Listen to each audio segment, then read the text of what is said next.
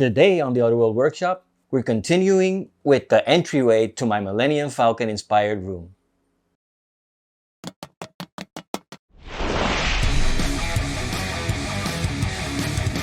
Hey Outer Worlders, and welcome to the Outer World Workshop.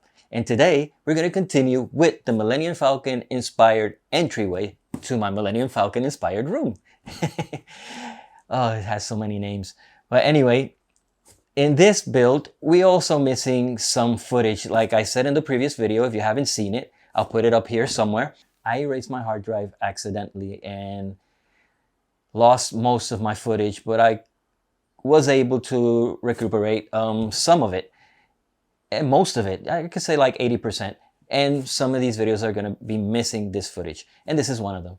So in the previous video, we did the structure and we gave it a base coat. And now comes the fun part. Aging, weathering, greeblies, until we have our finished product. So let's see how this turned out.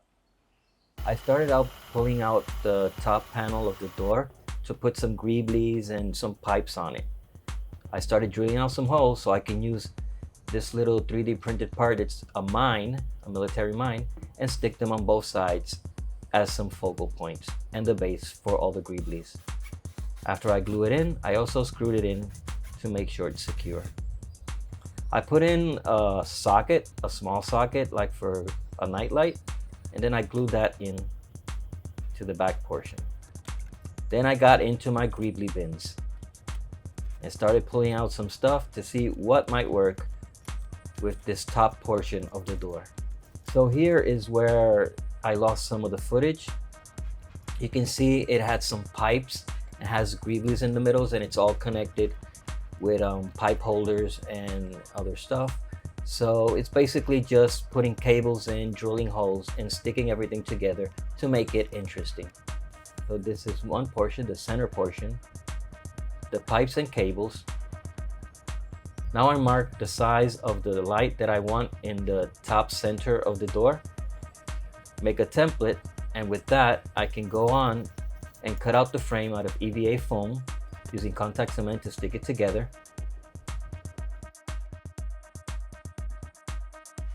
So I can use this IKEA light, pull out just the portion that has the LEDs in it, and I can use that to illuminate that section.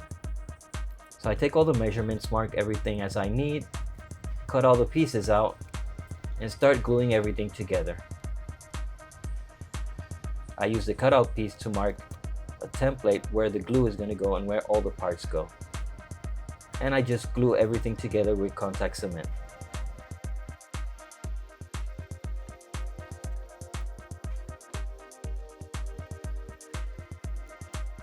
I'm using this Gorilla hot glue. It's very strong hot glue to just give it a little bit more of support.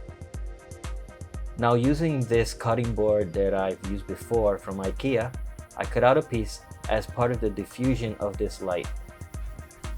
I sand the edges so the contact cement could stick better to the EVA foam.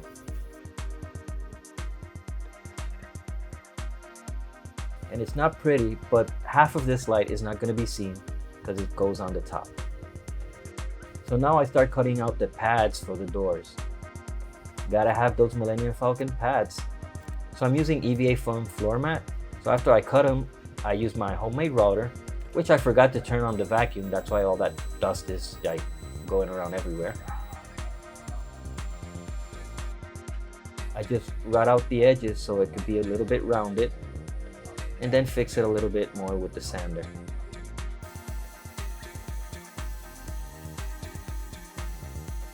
And also a little bit of hand sanding. After I do that, I use a Dremel with a grinding bit and just do some marks and dings and scratches so they don't look as new as they look now. And I do this to all the pads. And then I heat seal everything so it could get ready for a coat of paint. But before, I just sand out the back portion of it since it has this texture so it could glue better to the wood. And I paint it with just plain old house latex paint. It was all looking good, they were all painted, And then, yeah, natural weathering. I should have painted this inside. So after they got all weathered by themselves, I repainted them, but left them this time inside to dry. And then I started airbrushing all the edges of the door and the panels. And I use here the top of a clear spray paint can, and I use it as a diffuser for the lights that are on the top of the panel. And this is kind of the weathering that I did. I did some airbrush around it and just some dirtying it up with some water-soluble oil paints.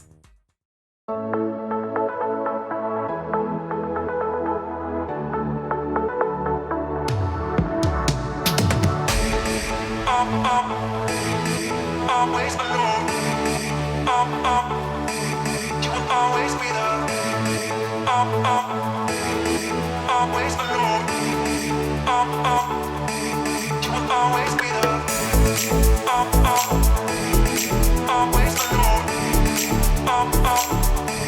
You will always be there. Always alone.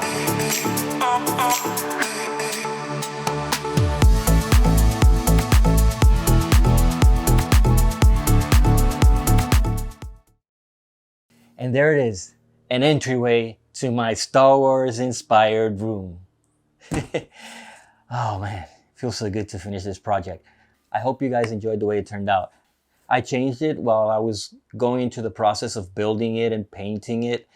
And I think that's just part of the creative process. And there's still a lot of details and stuff that I want to change or I want to add to this door and a lot of other places in this room. And that'll all be here on this channel. So I invite you to like this video if you liked it. Subscribe down the bottom if you haven't subscribed already. And also share this video so other people can enjoy it, be inspired, and also subscribe if they want to. And remember to hit that notification bell so you can be reminded every time I put up new content. And now with this door, I'm so happy that I can do this. Chewie, we're home. Yeah, it's feeling more like home. I really do understand Han Solo when he said that. This feels like an accomplishment for me. Just a couple of months ago, I started with these builds and it's going on pretty good. It's a lot of work. And like I said, it's going to be changing. We're also always going to be adding and just tweaking stuff. And that's just part of it. It's part of the hobby. It's part of the creative process. And that's all going to be here on this channel. So you guys can see at least my creative process or the way my mind works. After I do something, I change it completely. And there's nothing wrong with that. Nothing wrong with that at all. So thank you once again for being here in the Outer World Workshop. And see you next time when we make something out of this world.